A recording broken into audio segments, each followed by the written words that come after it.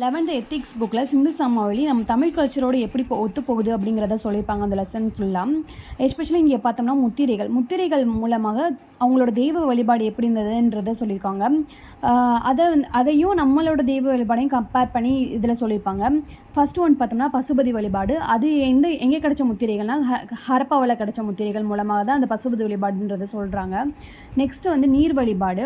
அதில் ஆற்று வணக்கம் ஆற்று வழிபாடு இருந்திருக்கலான்றதை எப்படி சொல்கிறாங்கன்னா, அந்த ஹரப்பா மொஹஞ்சதாரோ அந்த சைடில் கிடைச்ச முத்திரைகள் எப்படின்னா, வாயில் சிறுமீன்கள் வைத்துள்ள முதலைகள், ஆமை போன்ற உருவங்கள் ஆற்றுடன் சேர்த்து பொறிக்கப்பட்டுள்ளதுனால இந்த முத்திரைகள் மூலமாக ஆற்று வணக்கம் ஆற்று வழிபாடு இருந்திருக்கு அப்படின்றத சொல்கிறாங்க.